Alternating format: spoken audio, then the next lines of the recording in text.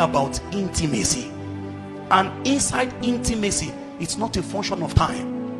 Our generation have been colonized by strange voices. I see the young man in our generation, he wants to put it online that he has done 12 hours prayer. That them, if they don't pray for 8 hours, somebody says, once we have not touched 8 hours, we have not breathed yet. You know, and it sounds noble. What does our generation call prayer?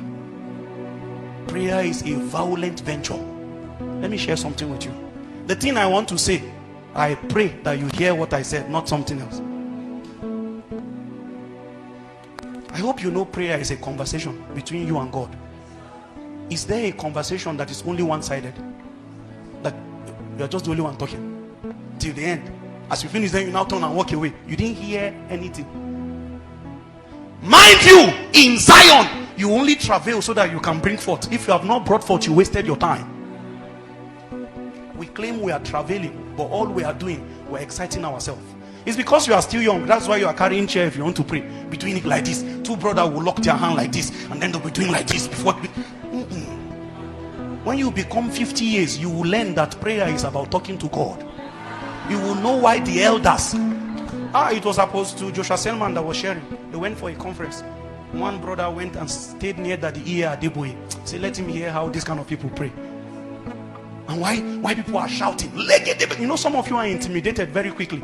You enter a prayer meeting and you see a brother doing like this. And then you that have your own language with God, and all God wanted is intimacy.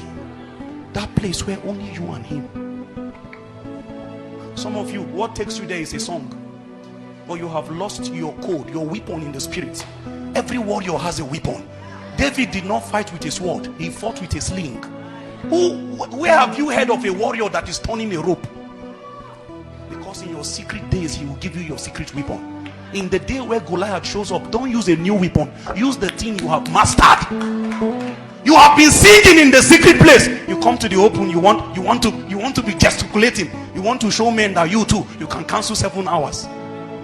If you use a new weapon, Goliath will destroy you. You have not mastered it.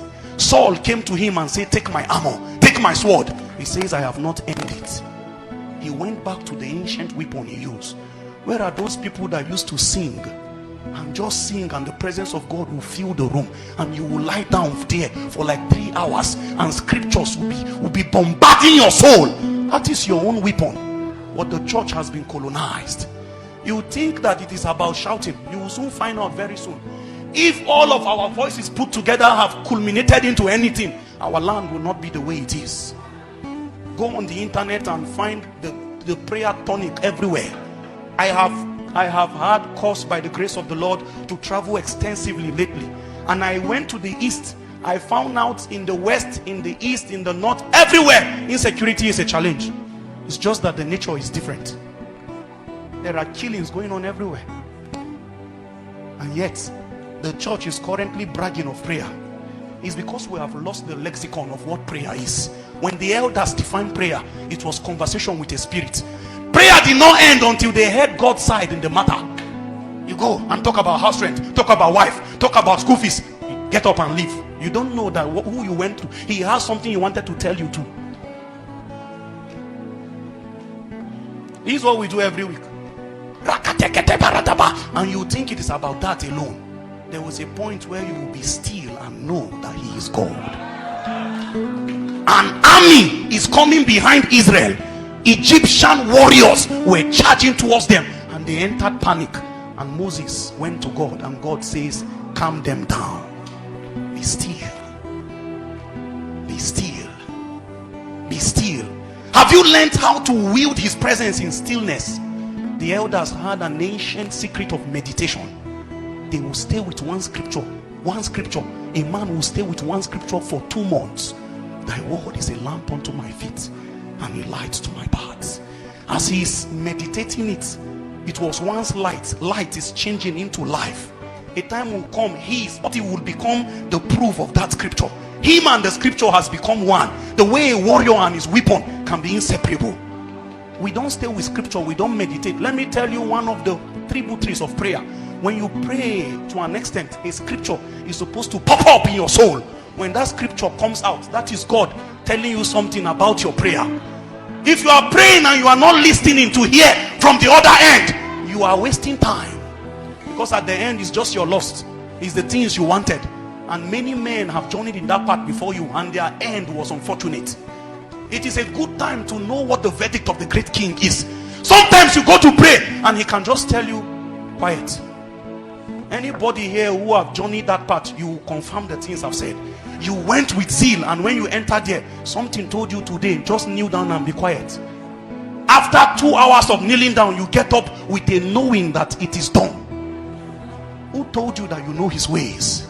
Who told you that you understand his patterns? Who told you that every day must be the same formula? Because you shouted yesterday, tomorrow might just be dancing. For every enemy, there's an element of surprise.